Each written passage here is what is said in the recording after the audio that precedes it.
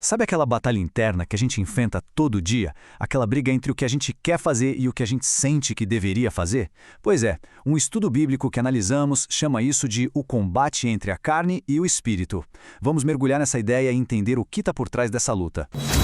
Deus e Nós apresenta Proclamação às Nações. E o ponto de partida de toda essa conversa é esse versículo aí de Gálatas. A expressão crucificar a carne é, nossa, muito forte, né? E é super central para tudo. Mas o que será que isso quer dizer no nosso dia a dia? Como é que se faz uma coisa tão drástica contra os próprios desejos? É exatamente essa a grande pergunta que a gente vai investigar aqui. Porque, olha, isso não é para ser só uma ideia teórica lá longe. Tem a ver com as nossas escolhas de todo dia. Como é que essa tal crucificação aparece na prática? Ok, para a gente entender a batalha, primeiro a gente precisa conhecer o campo de batalha, certo? Então, o que é exatamente essa carne que precisa ser combatida? A análise que estamos seguindo começa justamente por aí. E aqui a gente encontra uma palavra-chave que vem lá do grego, sarx. O fascinante é que, segundo o estudo, sarx não é só o corpo físico, a matéria, é muito mais, é a nossa natureza, aquela parte da gente que é inclinada a seguir as próprias paixões, a própria vontade e que muitas vezes vai na contramão do espírito.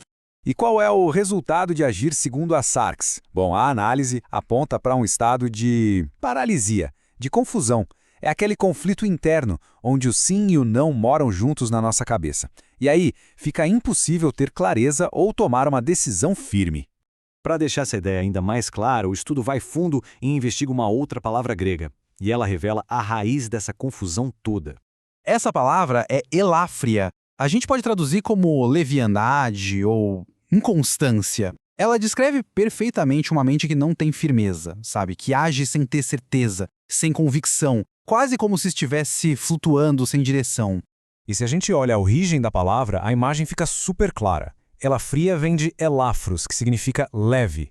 E isso se conecta com elauno, um termo que era usado para descrever algo sendo literalmente levado pelo vento. Pensa numas nuvens ou num navio sem rumo no mar. É essa a ideia. E aqui que está o pulo do gato.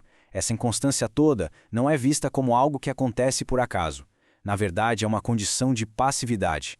A pessoa acaba sendo empurrada de um lado para o outro por ideias e forças de fora, igualzinho a um barco à deriva sem âncora para se firmar. Tudo isso leva a gente para duas maneiras completamente diferentes de tomar decisões. Vamos colocar uma do lado da outra para ver o contraste. O caminho da carne e o caminho do espírito.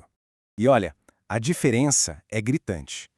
As decisões que nascem da carne vêm cheias de confusão, de pressa, ficam presas naquela coisa do sim e não ao mesmo tempo. Já as decisões que vêm do espírito são o oposto. Elas são firmes, baseadas em convicção, em paciência e em certeza. A pastora Sandra Ribeiro, uma das instrutoras desse estudo, resume isso de um jeito muito direto.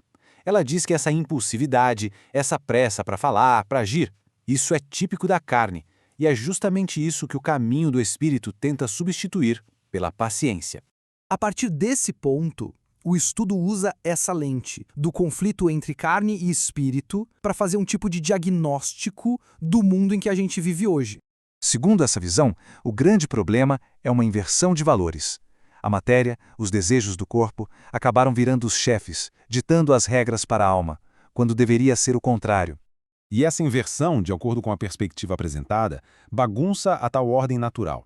A identidade das pessoas passa a ser definida pelos desejos do corpo. E o resultado disso é mais confusão e a perda daquelas distinções claras que, na visão bíblica, foram estabelecidas lá na criação.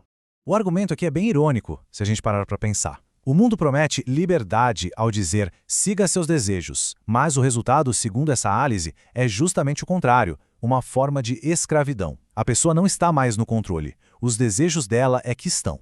Certo, se o problema é esse, qual seria a solução? E o interessante é que não se trata só de ter mais força de vontade, de ser mais disciplinado.